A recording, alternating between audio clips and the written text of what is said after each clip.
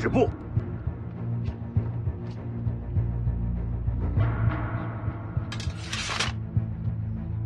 我家老黄落了东西在上边，我只取一样，其余不碰。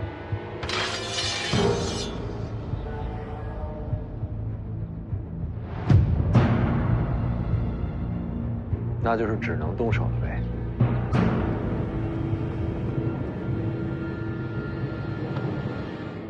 要跟这几位打架，你咋办？我与大哥一起冲杀。好，真是好兄弟。想等打起来讲道是吧？大哥，你说什么？我说我答应你。既然你要为大哥冲阵，自然要成全我兄弟这一腔血勇。大哥，你干嘛呀？大哥，我还是个孩子。且看我家兄弟冲杀！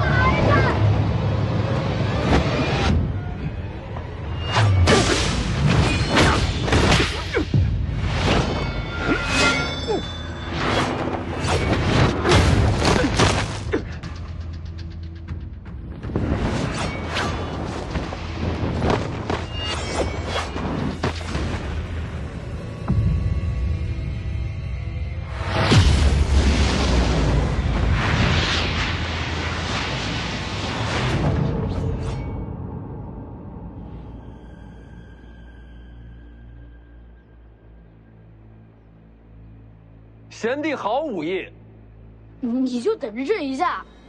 可不就等着贤弟大杀四方吗？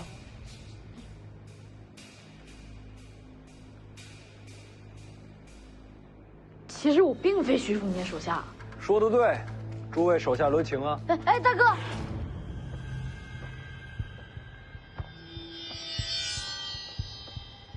这少年又是哪儿来的？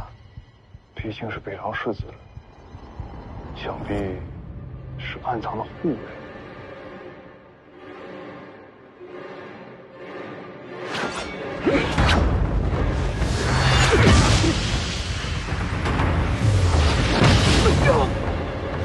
真是藏得够深的，直到此刻才用出来。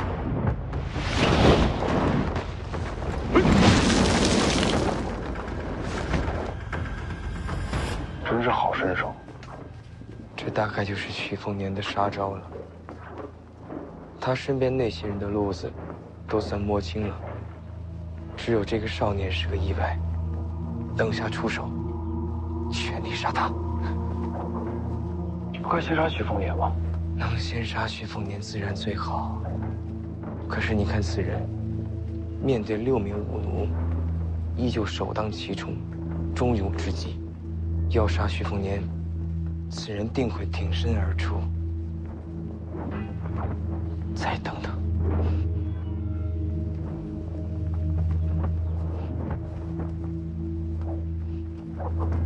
有道理。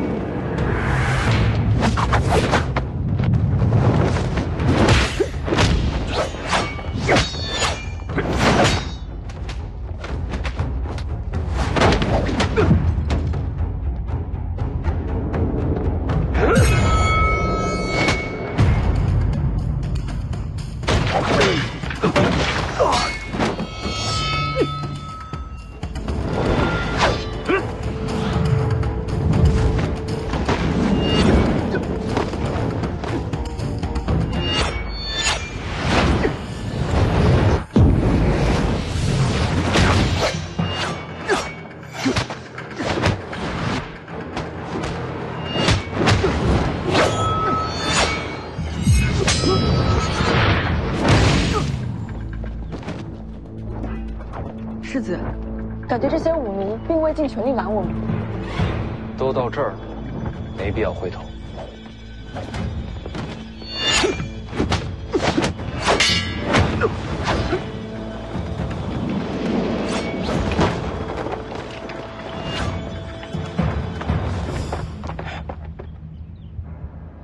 机会来了。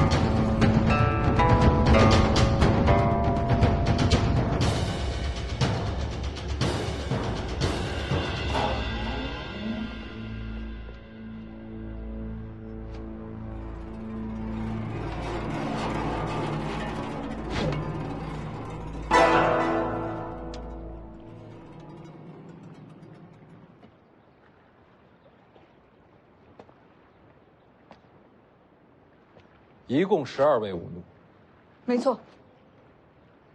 都在这儿了。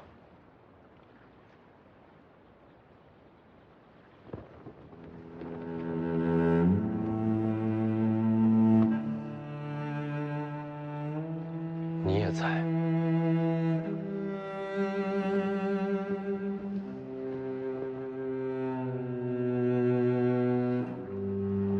世子你好，我是你姐夫。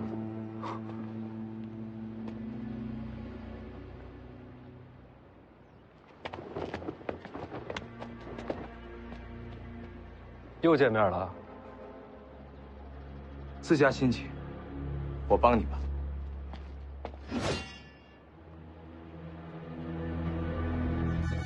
连我都防着。福将红甲，我认得。我要说福将红甲跟我没关系。你觉得我信吗？我不参战，诸位随意。世子，请吧。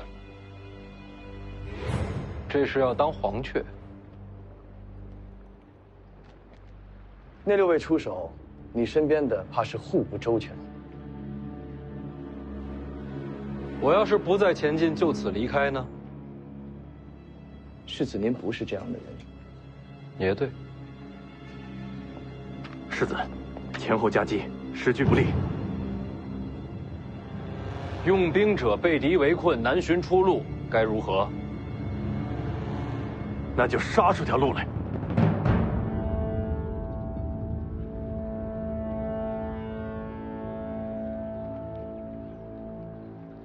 对，杀出条路来。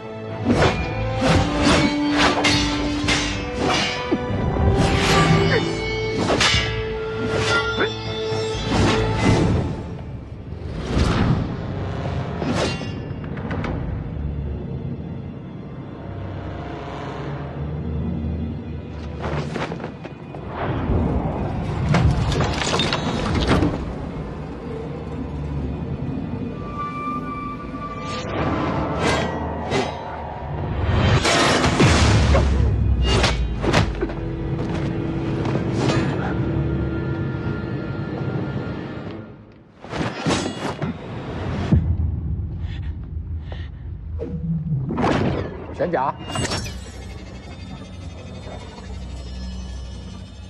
青梅卓马，春水朝露，桃花，起。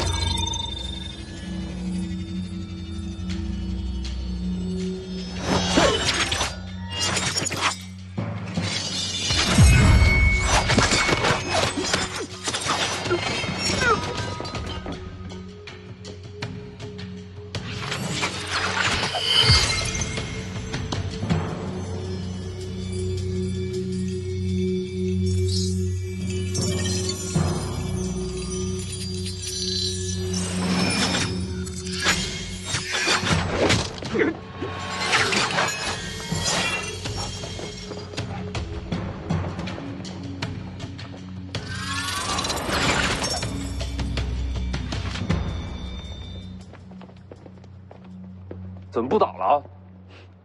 那一位既然出手，拦不拦的，也就没意义了。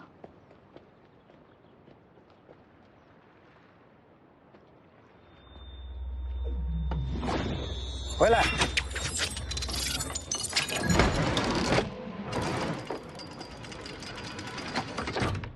多谢前辈一箭之恩。多谢前辈6箭之恩，敢问前辈可是桃花剑神？我是邓太阿。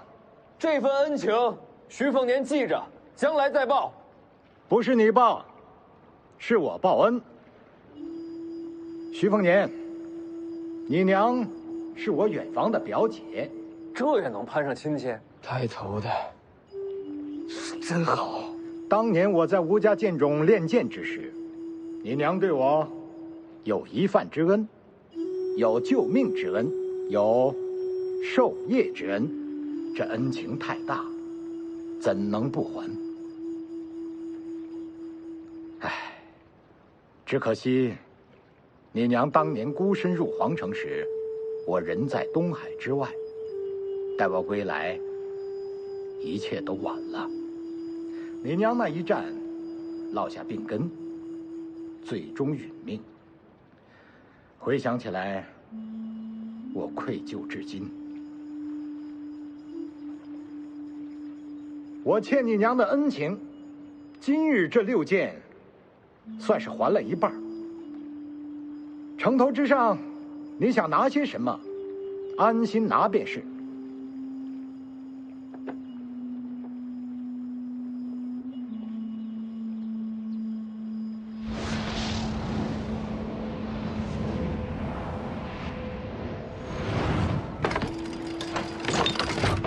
这12柄飞剑，也算是追随邓某一生，今日赠于世子。这飞剑杀人之术，全在此匣之中，能不能够领悟得到，就全靠世子你自己了。这剩下的一半恩情，至此报完。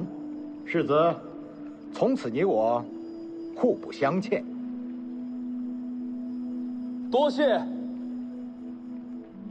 世子先把飞剑收了吧，回头收。桃花剑神的飞剑术，武林里的无上绝学啊！我知道，谁让我眼光浅呢？这时候，那个剑匣才是天下第一重要。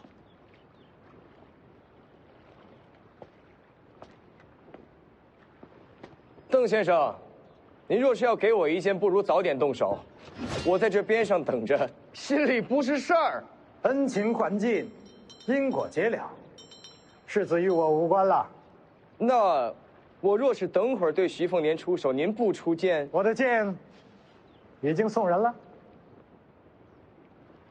邓先生这般身份，定是一言九鼎。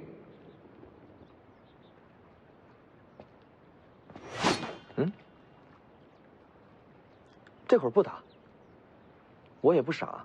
人家邓先生前一半恩情，就是助你家世子去城头取剑匣。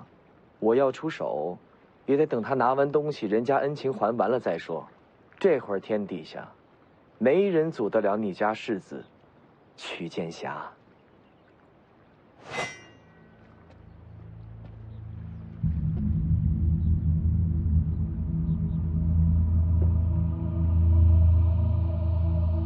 这是你的。世子问你话呢，你赶紧回啊！是我的。世子，这是府上新来的马夫带来的旧东西，就不带进府里了。啊。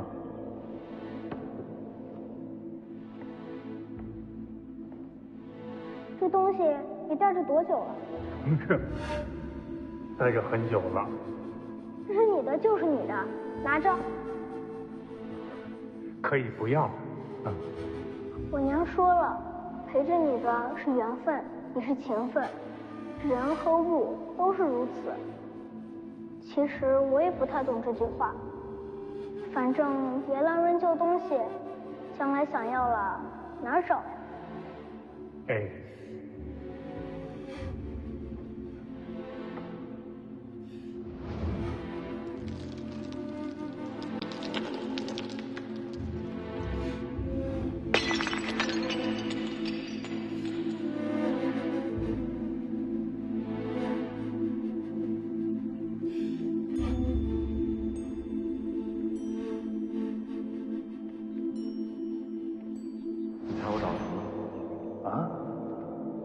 找是什么？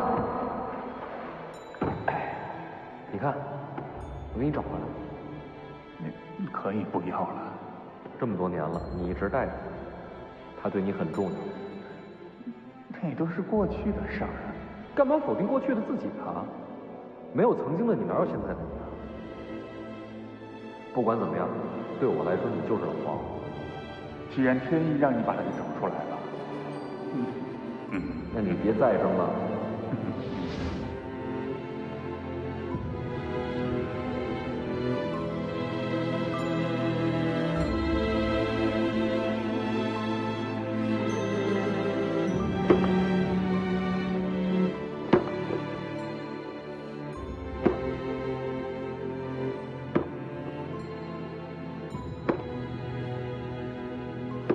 你姓什么？我姓黄。那我就叫你老黄吧。好啊。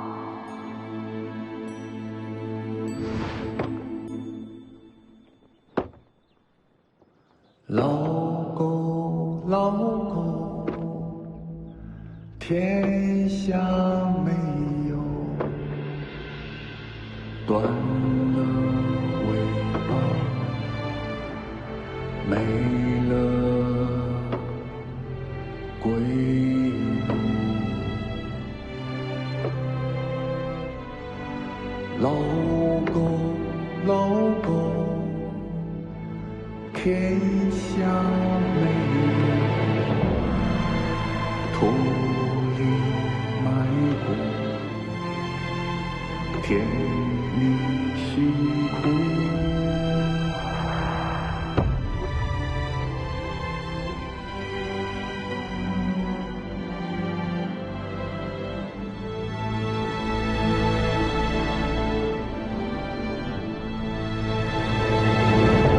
以金铁炼剑，以气血炼剑。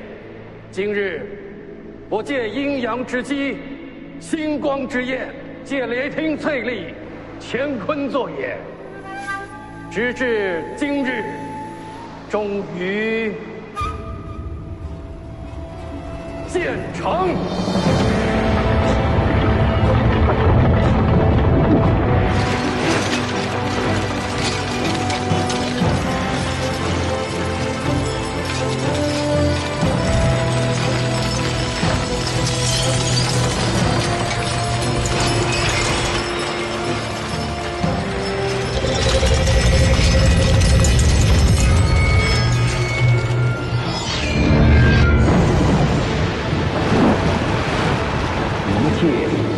开天门。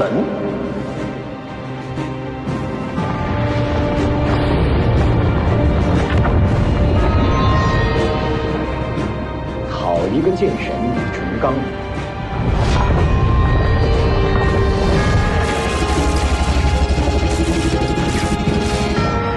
好剑！李淳罡此剑开得天门，杀得你王仙之否？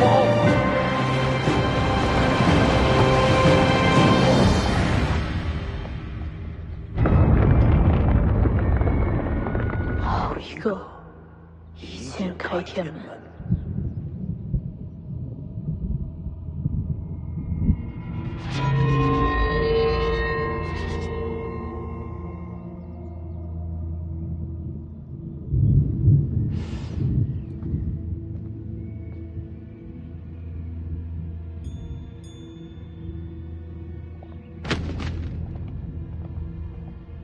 小师叔，又去偷菜了。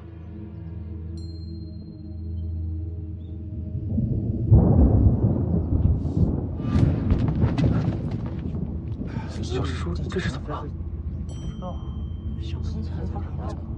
小师叔刚才好好的，怎么成这样了？现在还好好的。小师叔啊，别动他！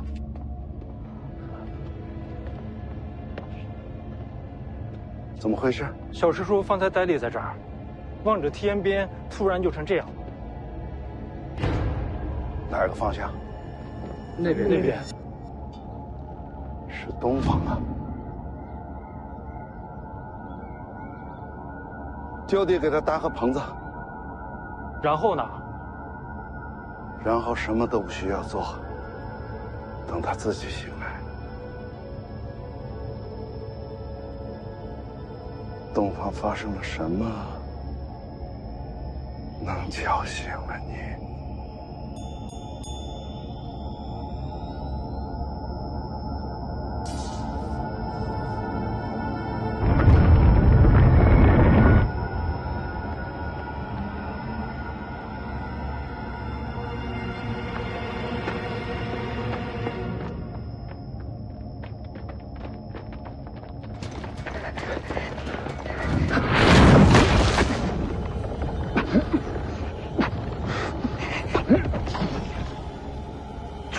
等到这一刻。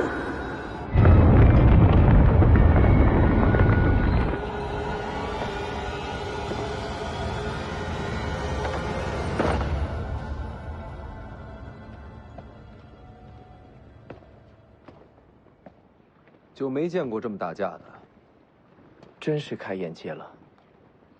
你说，他们还是人吗？是。哦。王先知我不清楚，李剑神绝对还是人。剑侠取回来了，那我可以继续动手了吗？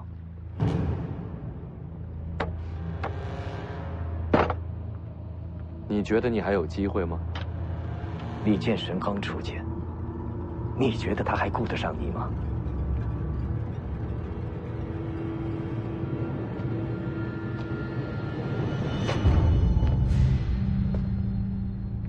还有个人藏在这里。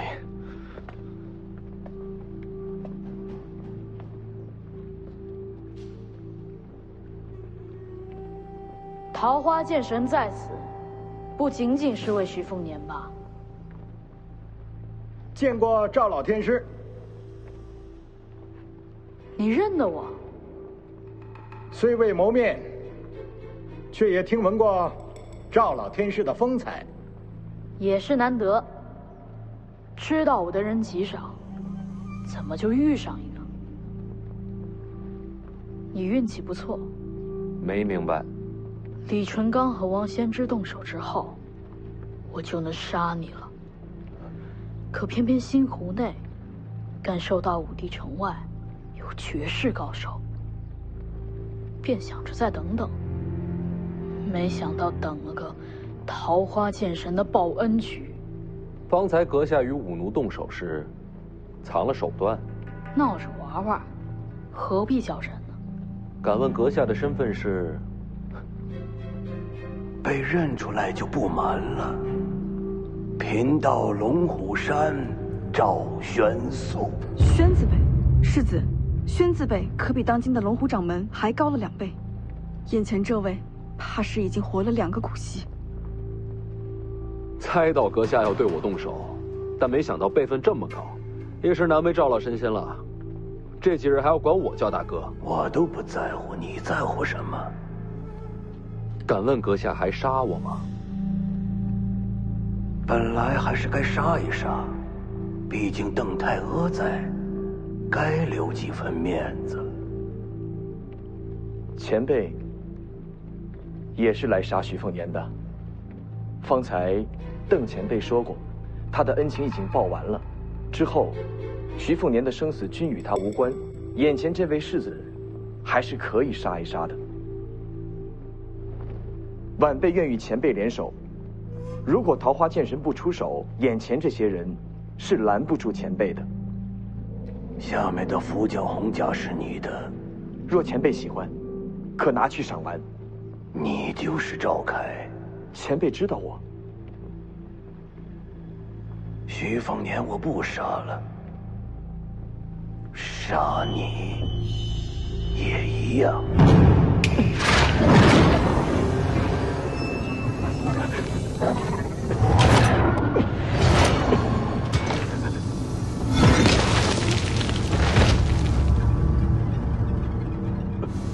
一具傀儡也想破局？晚辈要是说错话做错事，愿向前辈谢罪。徐凤年是大乱之因，你也一样。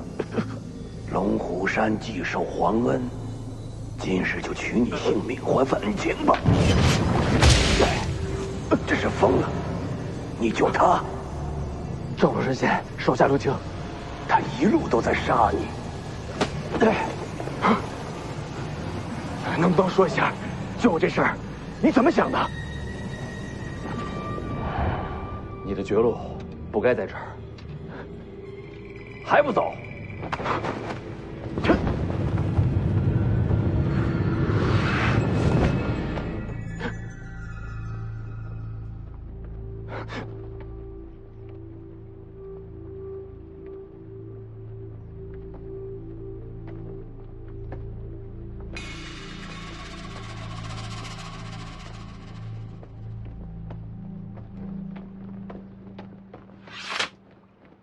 想来想去，也想不出你救他的理由。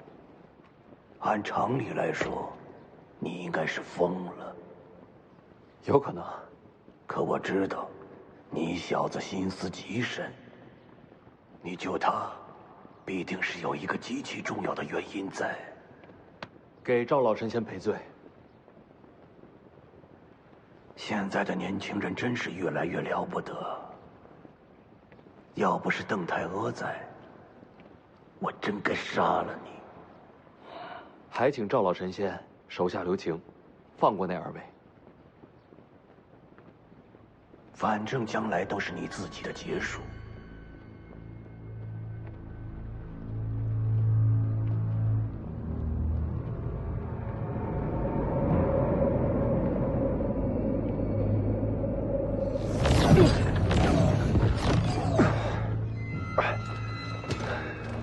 这都什么局面？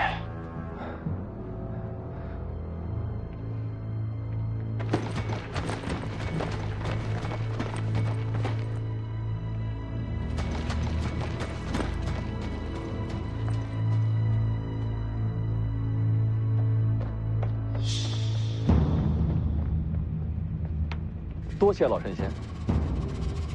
老神仙这次来武帝城，不仅仅是为了杀人吧？自然是为了开天门求飞升。天门，武学到了极致，就有飞升为仙的机会。要飞升，就要打开天门。我虽身如少年，内在却接近腐坏，毕竟等了2个甲子。老神仙连这都告诉我了。终于有了登仙之机。这些话说说也无所谓了。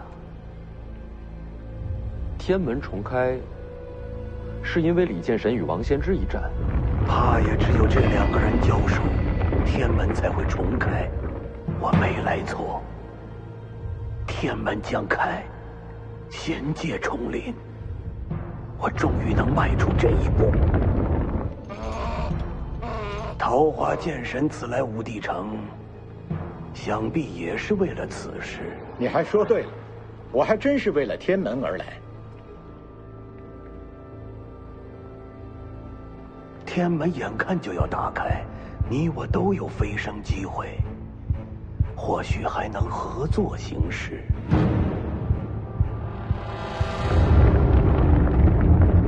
这2人全力交锋了。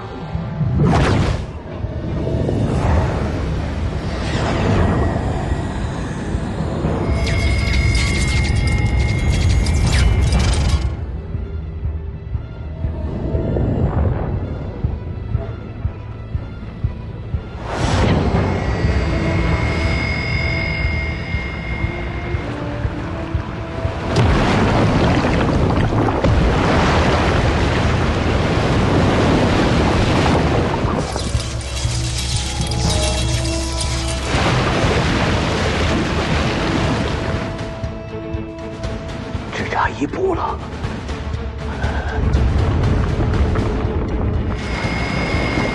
蔡大妈，天门将开。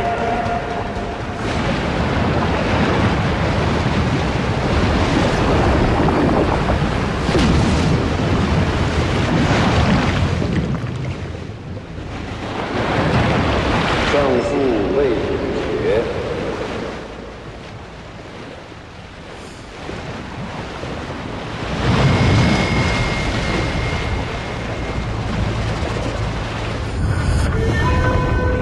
王仙芝在做什么？怎么停手了？数十年来唯一一次开天门的机会，他们俩就准备放过了不成？或许他们2位不愿飞升呢？不愿飞升？为何不愿？或许比起仙界，他们更想留在人间。人间有什么可留的？这种机会怎能错过？如今契机已成，再加一份力，便能打开天门，迎回仙界。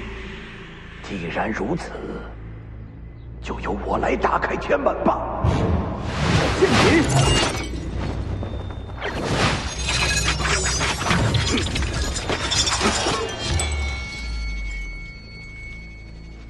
太阿，你做什么？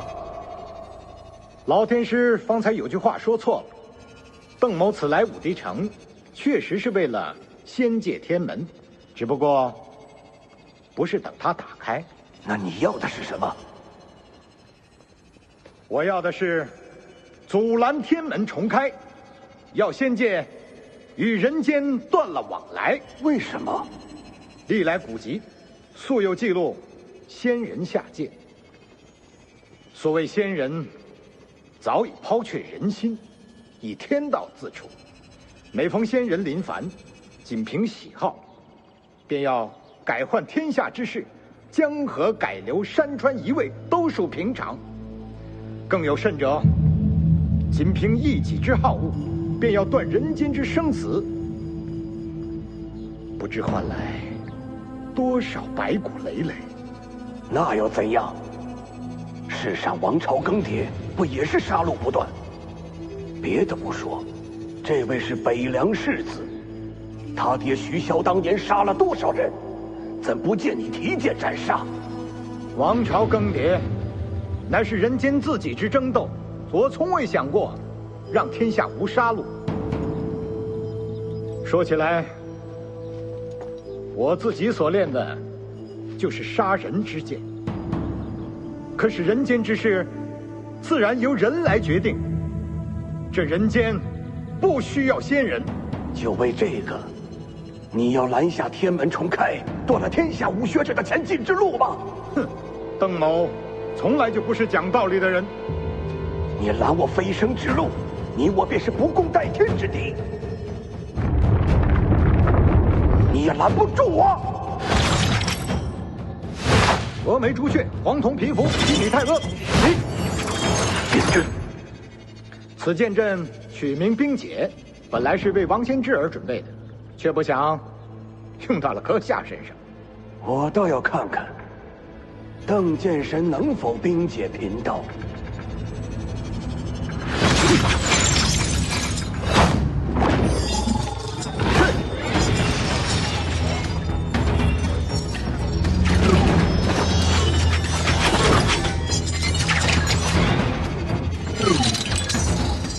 星辰之力，雷池之威。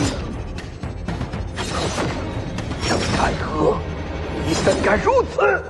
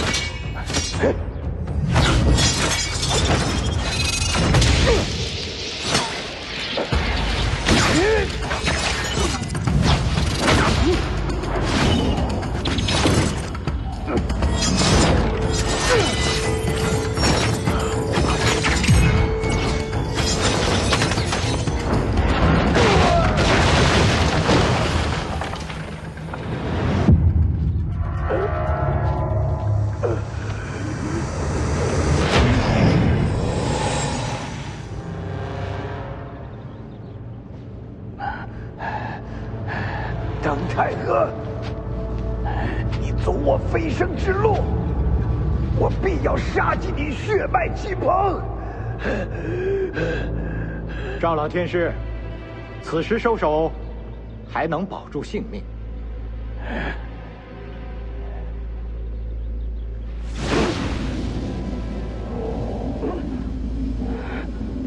你这又何苦呢？如此作为，岂不是断了自己的生路？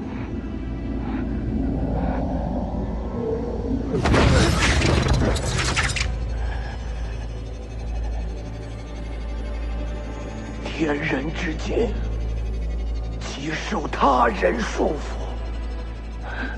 这人间，我已待腻了。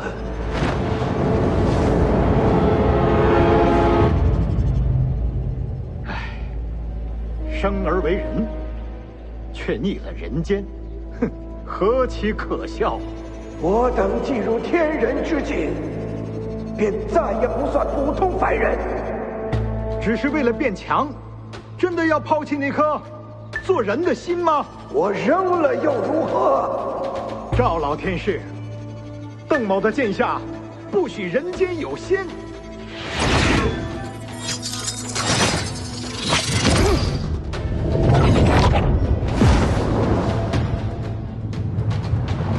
徐凤年，他既然与你有恩，我就让他死在你面前。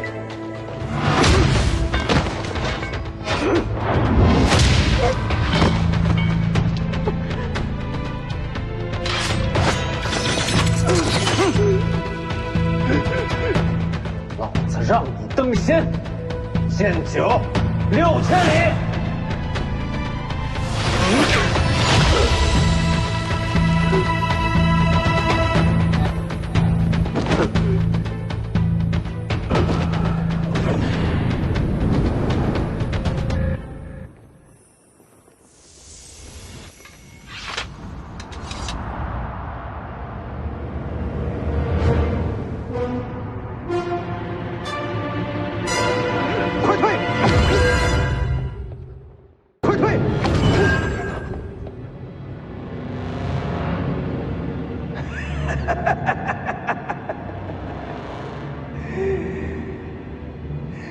吓我一跳，这般境地，就算是神仙也杀不了人了。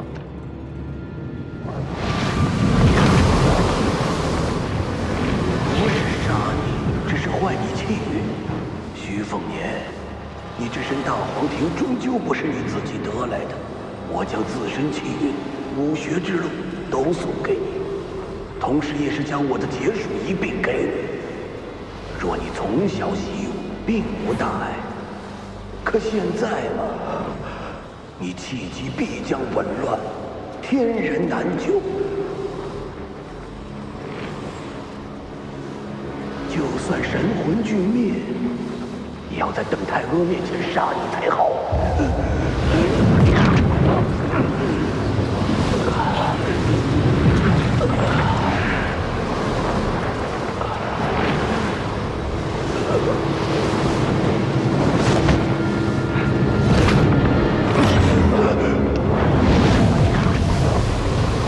转气运之术，你是那老家伙的弟子？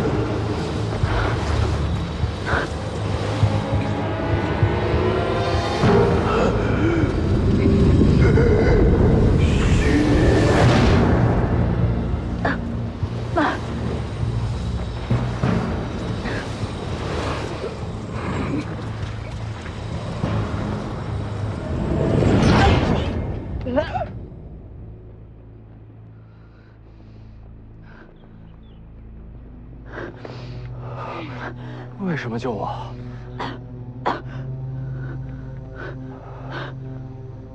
世子，世子，世子！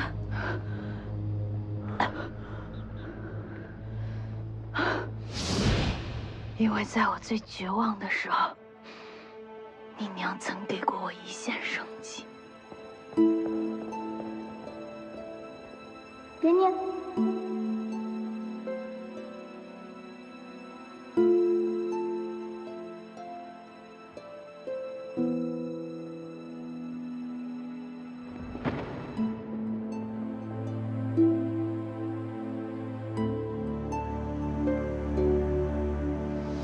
谁杀你，哼，我便杀谁。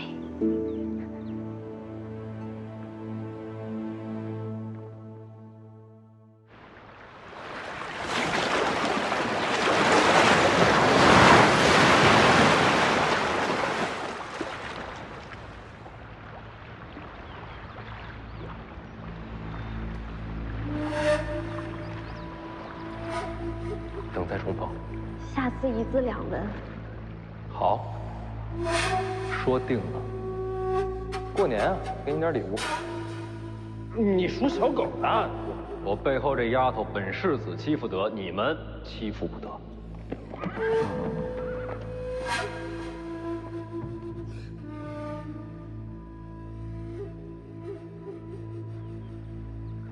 我生来就欠这世间的，都会了才好。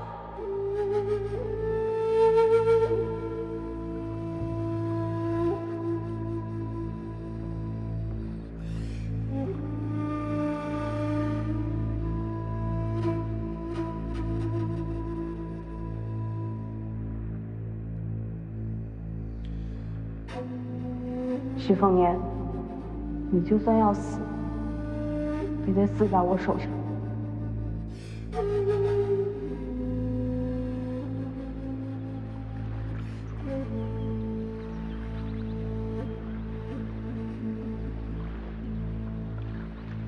你相信我，我能两全。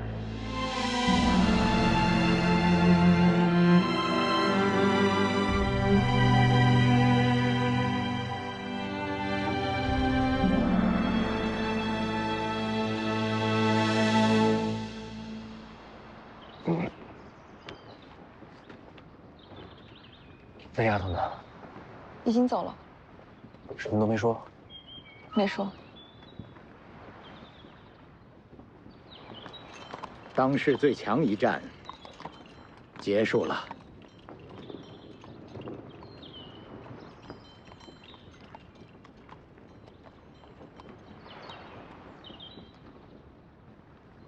好像还行，就是有点晕。龙虎山那位临死将自身武学路数讲诵于世子，本意呢是想乱你内息，削你气运，结果被那位呵呵姑娘强转气运，替你接了过去。世子如今伤势已无大碍，休养一段时间就好。那丫头会怎样？不知道。转气运之术世上罕见，我也不大了解。他呀，既然会这奇术，身后自有师承，不会出什么大意外的。李前辈，你打完了？打完了。邓太阿给你的。是。邓前辈呢？也已经走了。这还真留给我了。既是飞剑，又是剑心传承，他倒是舍得。没事，多看看这飞剑，多想想他今天的出手。您不是说要我走自己的路，少看别人的武学吗？有我传你建议，别家武学还有什么必要去学？不过这邓太阿的飞剑倒是可以借鉴借鉴啊。就是这剑太秀气了，颜色还那么艳，小女娃的鉴赏水准不超过8岁那种。幸亏邓前辈走了，不然您还得再打一场。打就打呗，老夫打不过王仙芝，还打不过邓太阿了。中海之上，前辈输了。胜负未分呢，但再打下去怕是要输。没打完，不打了，再打下去要重开天门了。真有仙界，仙人有什么不一样？嘿，都是自认为仙人的蠢材而已。您知道所谓仙界的秘密？那种破事你现在用不着知道。就你这身手啊，那地方的事对你来说还早着呢。您说什么就是什么。不过话说回来。这一战既然没打完，就不能算输，没准打下去就是王仙芝油尽灯空的。输了就输了。王仙芝底子扎实，悟性又高，修为稳步上升。这些年来占尽天下高手磨练自身，我毕竟耽误了几年，又少了条胳膊，赢不了。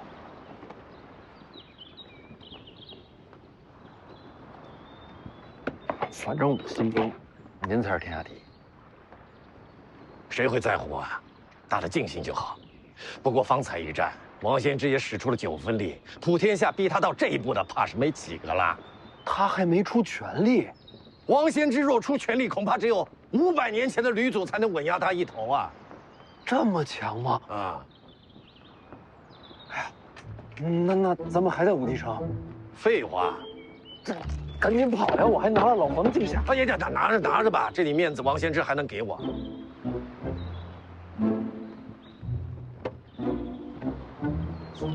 那什么，那您面子有多大？你要干嘛？我能跟王仙芝聊两句吗？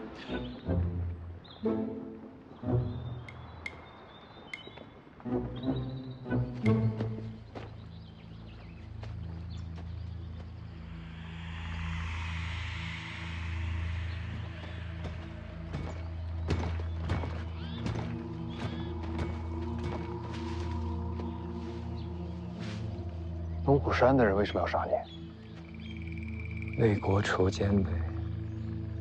谁是奸？我，徐凤年啊，都是。你等等，徐凤年我还能理解，毕竟北凉是王朝心腹之患。你呢？你不是说你是皇子吗？没法子，谁让我是私生子呢？我杀徐凤年，本质就是为了调息天下战乱，借机长兵。如今这心思被看穿了，要杀我也是应该的。谁看穿你？龙虎山？龙虎山就是打手，背后的主使者八成是张居禄了。那老头精得很，瞒他太难。所以，你理解龙虎山杀你的缘由？挺理解的。换我，我也杀。杀我一人，消除未来乱局。我既然不甘平庸，一个后果，当然自个儿接着，不怨别人。你连背后主使都猜到了？是啊。那你怎么还一脸想不明白的样子？我就是想不明白，他为什么要救我。福将红甲都认出来了，一路杀他也坐实了，他跟我只能是不死不休啊！凭什么救我？想和你化敌为友。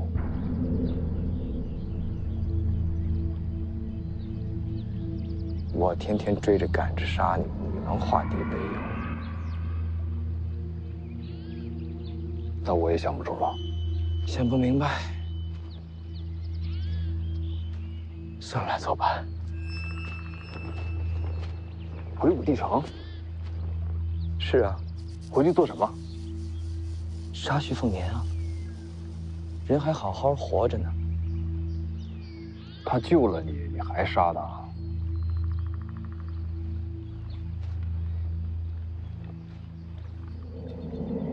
我心里是感激他的，但这跟杀他不冲突。人生两难全。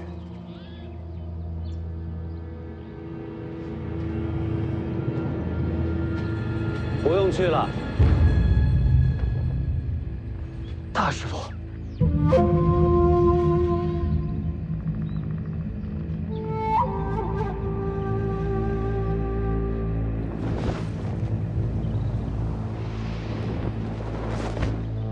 王先知，睡了吧？聊聊啊！这么喊人能来吗？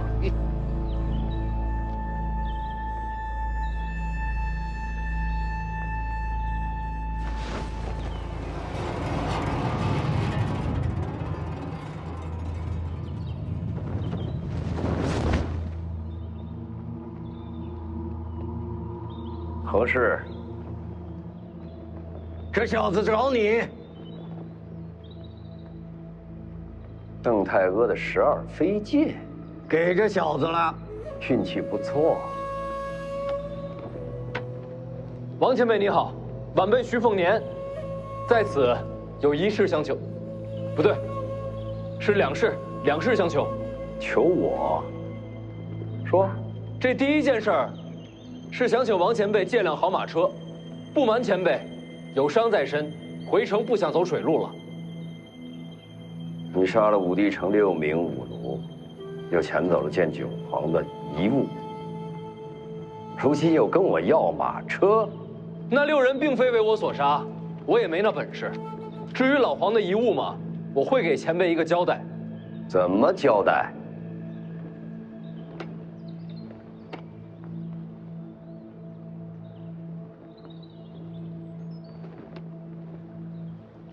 老皇和李剑神都是徐某长辈，他们2人未完之事，我徐凤年接着。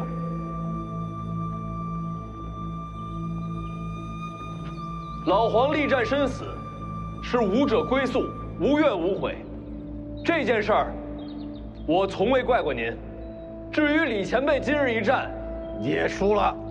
胜负未决。好，胜负未决，1败1平，都没能赢你。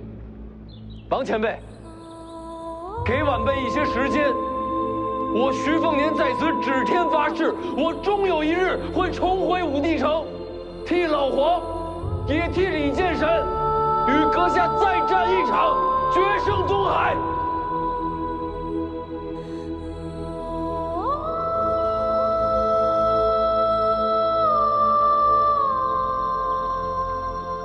你在约战？正是。不仅约战，还要赢你。如今的年轻人胆子真大呀！行吧，那我也疯一把。我这辈子从来没赢过你，王献之，这最后一次机会，我就托付给这小子了。你信他吗？这剑道好在哪儿啊？好就好在，它有传承。时下的年轻人敢和我当面约战的，你是第一个，恐怕也是最后一个。好，等你来。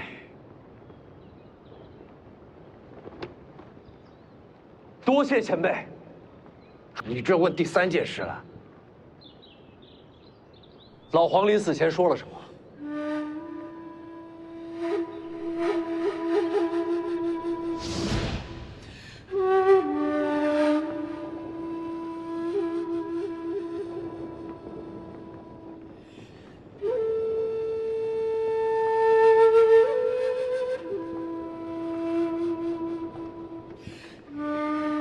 来，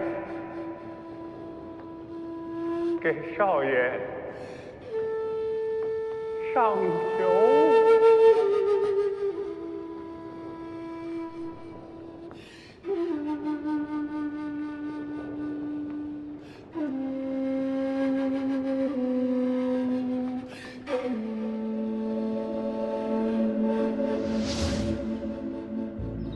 他看着哪边？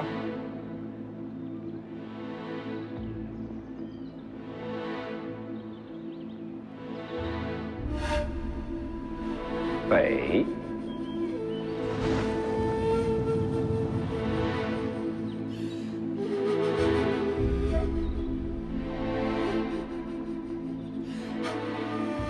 少爷，等我回来，带着东海的酒，咱俩一块儿喝。行。哎呦，人都这么满。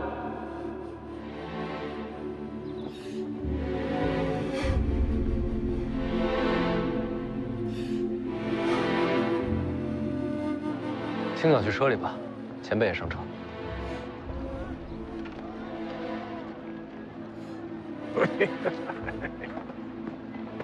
世子先走，我把船上凤子仪兄弟叫上，回头就赶过来。舒修也去，嘱咐船夫顺江而回，送去北凉。是。走。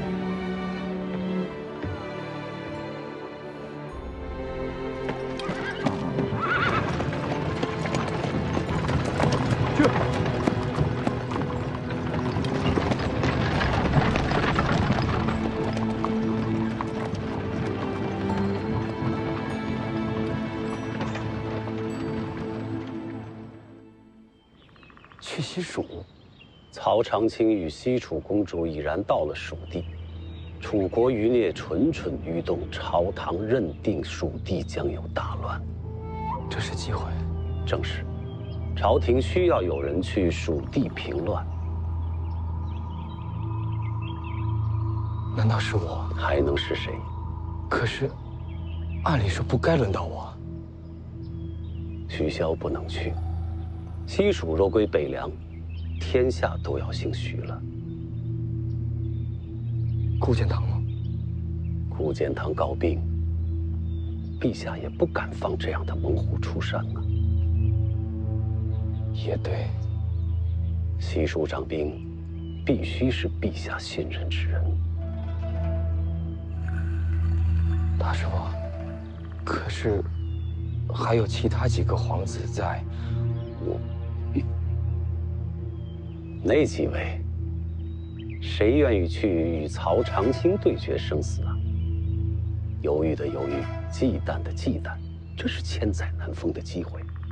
我把这奔赴西蜀掌兵平乱的差事，替你拿到手了，这是陛下必知。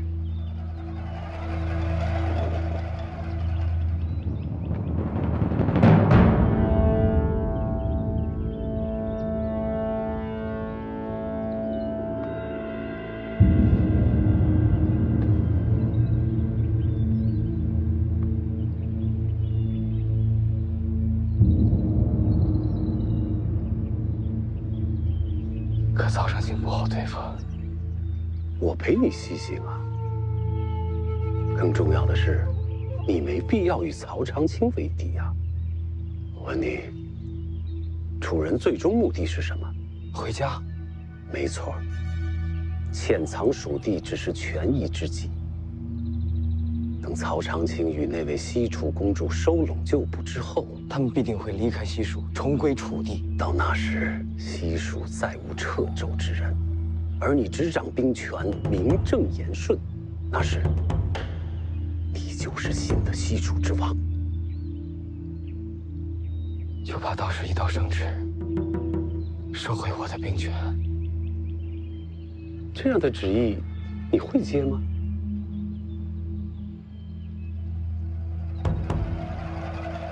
当然不会。等我掌控蜀地，下一步就要往边境之外。边境外，蛮荒。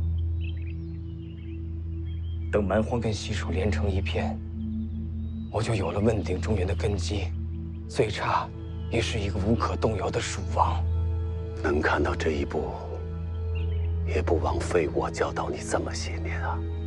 多谢大师傅替我抓住这般良机。无需多言，我们即刻赶路前往西蜀。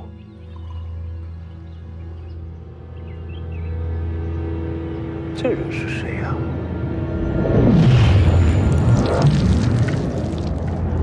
袁庭山，轩辕家曾经的门客，如今走投无路，倒是可用。袁庭山欲为蜀王掌中之刀，斩尽仇手。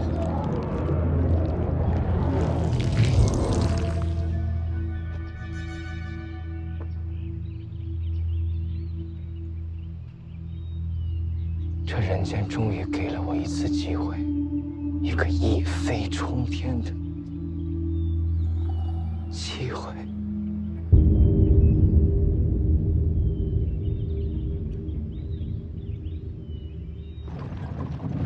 终于返程了。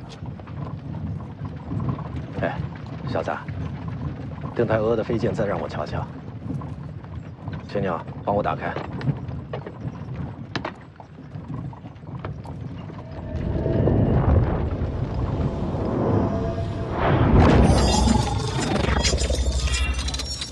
您也会使这剑阵？剑道出行时千万条路，到终了又好似殊途同归，可这只是假象。小子，没有殊途同归。这邓太阿的飞剑与老夫的御剑瞧着相似，实则天差地别。这其中的道理不好说，越说越错，你自己领悟。好活，当上。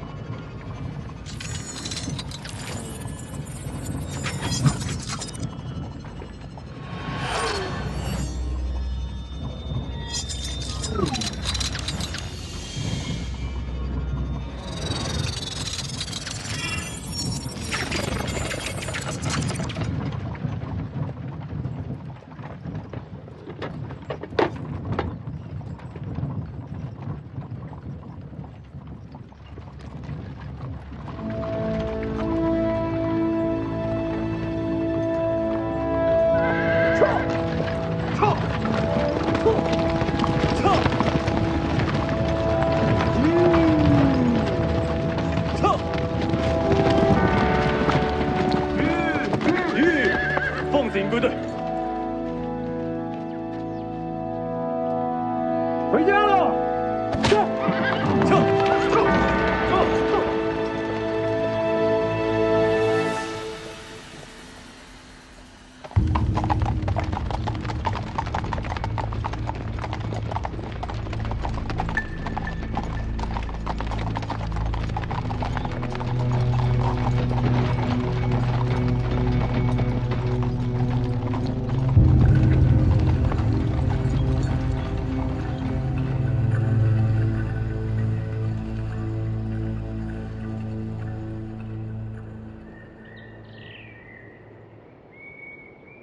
大师傅，这一路为何转了这么多方向？别让人给堵上。会有人堵我吗？办事总要小心。那为何不快马加鞭？总要让马有休息的时候啊，不能跑一半把马给累死。大师傅，我看毛先知与李成刚，他们都快能飞于长空了。借真气而已。你能吗？你说呢？徐凤年也踏上归途了，这您都知道。我让人远远盯着，这一路歇息时都有眼线回报徐凤年的行踪。还用让人盯着他吗？要是我能成为蜀王，就可以不用杀他。我一路在想，你说在武帝城时徐凤年救你一命，这事儿确实说不过去。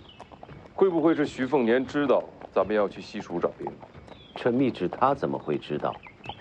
就算他知道，为什么要救赵凯？西蜀北凉可谓犄角之势，徐凤年是下一任北凉王，若是和蜀王联盟，那就真的安枕无忧了。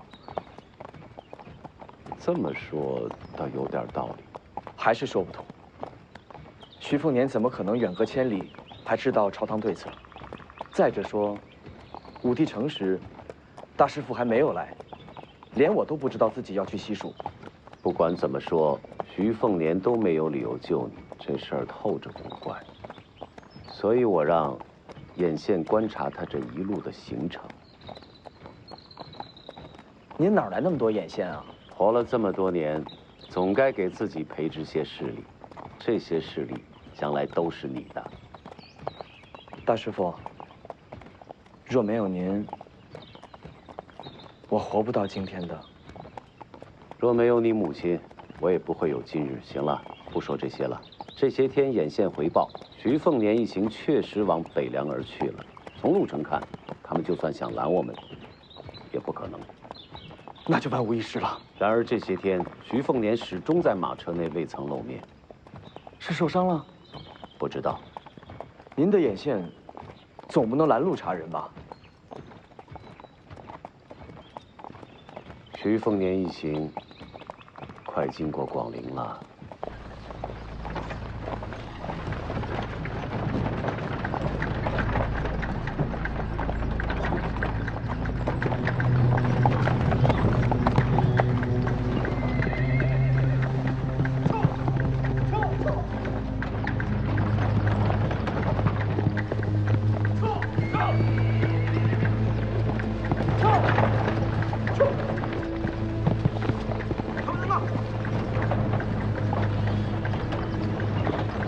我给广陵王赵毅传了消息。赵毅，那个家伙在藩王里也是恶名远扬，您给他传什么消息？也没什么，提了2处，一个呢是朝堂对徐凤年顺利的离开武帝城不是太欢喜，另一个呢，徐凤年身边有绝色相伴。赵毅父子2个好色如命，您是想借赵毅的广陵军区试探徐凤年？可那家伙虽然臭名远扬，却也不是笨蛋。他真敢害徐凤年吗？为什么要害呢？大军吓唬吓唬徐凤年，让朝廷有点面子，然后顺带把那个丫头要走。一个丫头，北凉能说什么呀？徐凤年不会把人交出去的。赵毅又不知道徐凤年的为人，以他的处事，一个丫头还不如个物件。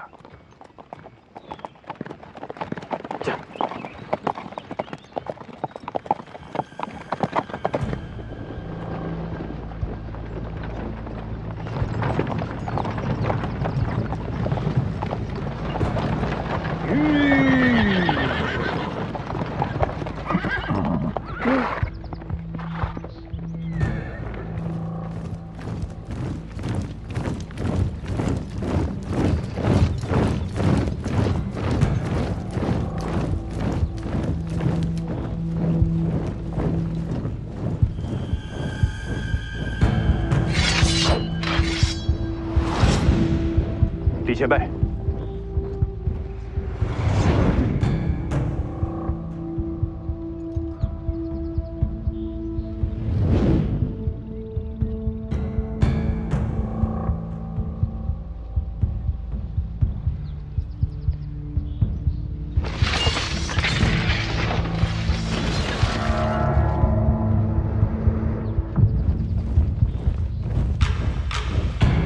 赵毅的古灵军。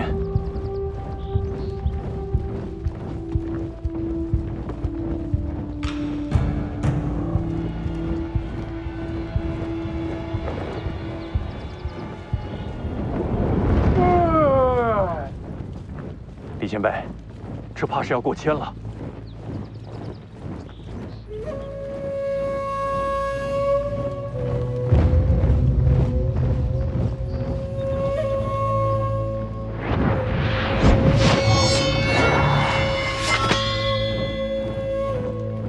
好不容易睡个踏实觉，麻烦。